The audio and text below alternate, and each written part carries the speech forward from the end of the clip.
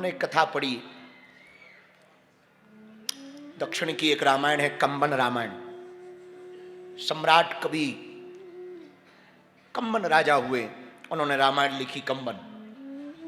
उसमें जब हमने भक्त केवट का चरित्र पढ़ा, मन हमारा भर गया।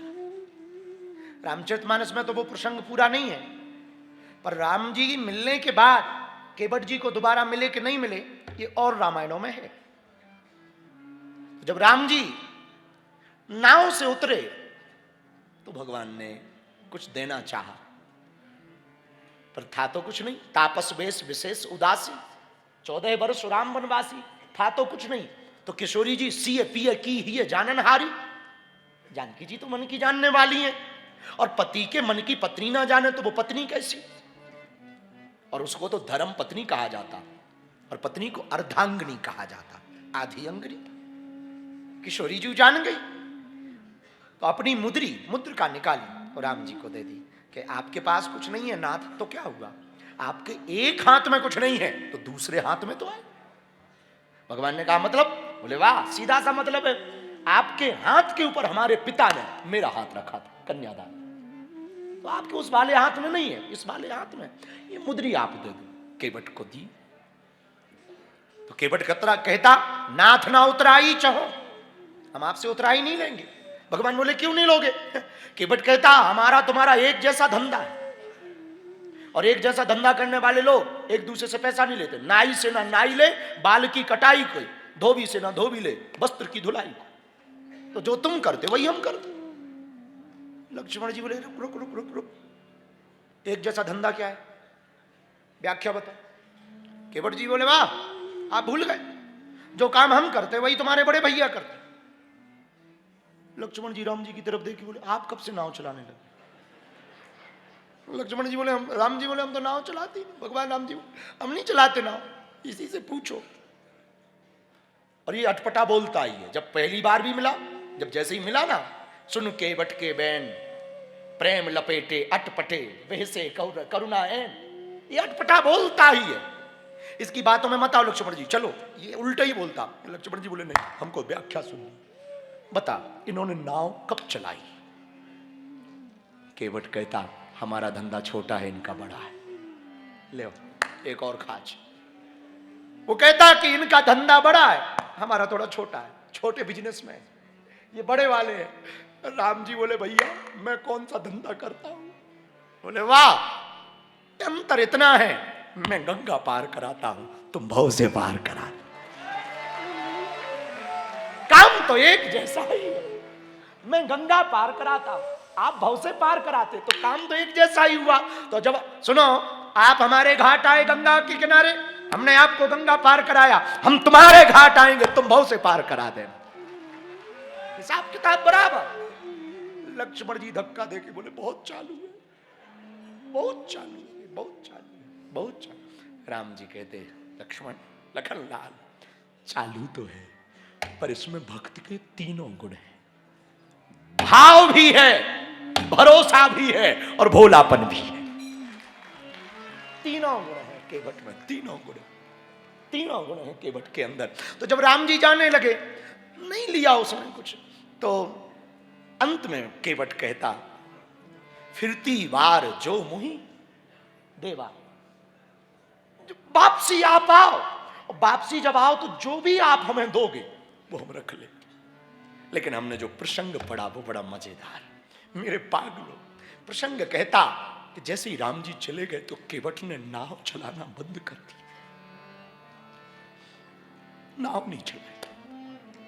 दूसरे दिन से नाव चलाना बंद कर दिया, नाव को पकड़े और दिन भर बैठा।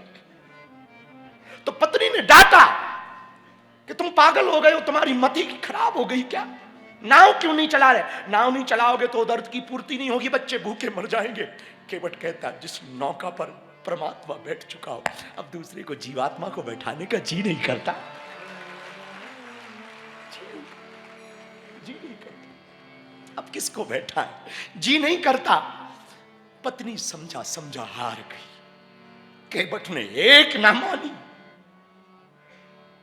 उसको देख लेने के बाद जगत में मन नहीं लगता। कुछ दिन बीते, कुछ वर्ष बीते होंगे। एक दिन केवट को पता नहीं क्या सूझा, दोनों आंखों को फोड़ लिया, दोनों आंखों को फोड़ लिया, नेत्रों को। रक्त बहने लगा। हा राम, हा राम, राम राम कहता हुआ नाव के पास बैठा रहता, दिन भर इंतजार करता कब वापस आएंगे, इंतजार करता दिन भर। रात को पत्नी जिद करके घर ले जाती, लेकिन आज पत्नी ने देखा रक्त बह रहा और दिखाई नहीं पड़ रहा, तो पत्नी ने पूछा क्या बात है, अब तक तो नाव नहीं चलाते थे, आंखों को क्यों फोड़ लिया? केवट अपनी पत्नी के हाथ पकड़ के कहता, भार्या, इन आंखों से जब से हमने अपने रघुनाथ जी को देखा ना, तब से किसी और को देखने का जी नहीं करता, कहीं मन नहीं लगता, किसी को देखने का जी नहीं करता। पत्नी भी रो पड़ी। धन्य हूं मैं, बहुत भाग्यशाली हूं जो ऐसा पति पाया। और केवट बैठ गया गंगा। रोज पत्नी हाथ पकड़ के लाए, रोज बैठ जाए।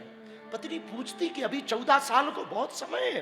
केवट कहता तो क्या हुआ, शायद बीच में आ गए वापस तो मैं चूक जाऊंगा, मिल ना पाऊंगा, चूक जाऊंगा। अब रोज गंगा के किनारे बैठा रहता। घटना कहती है कि जब राम जी ने रावण का वध कर दिया, कथा कहती है, और रावण का वध करने के बाद विभीषण को राजा बनाया, और विभीषण को राजा बनाने के बाद पुष्पक विमान के ऊपर भगवान बैठे, तो माता अंजना से मिलते हुए भगवान अयोध्या आ रहे थे, और विमान मन की गति से चलता था, पुष्पक विमान मन की गति से। और इस विमान की सबसे दूसरी बड़ी खूबी यह थी कि कितने भी लोग बैठ जाएं, एक सीट हमेशा खाली रहती थी। तो सब बैठे, अंगद हनु समेत सब बैठे हुए हैं, जामवंत जी बैठे हैं, अंगद जी बैठे हैं, विभीषण भी वापस छोड़ने आए, अयोध्या आ रहे हैं, राम जी राजा बनेंगे। तो सब विमान पर बैठ करके आ ही रहे थे, और विमान चला रहा था गति से। थोड़ी दूर पर सिंगरबेपुर के बाद अयोध्या दिखने ही वाली थी, तो थोड़ी देर में विमान अयोध्या में उतरने वाला था, और 14 साल हो ही गए थे। लेकिन विमान जैसे ही गंगा के ऊपर से गया, विमान की गति रुक गई, ठहर गया। वहीं पर जाकर विमान ठहर गया। विमान ठहरा तो भगवान राम से पूछा हनुमान जी ने, प्रभु विमान क्यों ठहर गया? ये तो मन की गति से चलने वाला, बड़ी देर से यहीं खड़ा।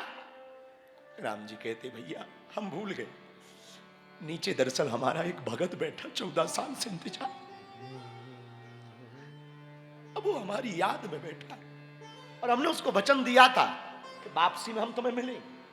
इसलिए उसकी भक्ति का इतना तेज गुरुत्वाकर्षण है, इतना तेज गुरुत्वाकर्षण है चुंबक की तरह कि ये विमान नहीं चल रहा। मेरे पागलों, तुम्हारी भक्ति प्रबल होगी तो सन्यासी बाबा और बालाजी खिंचे हुए चले आए।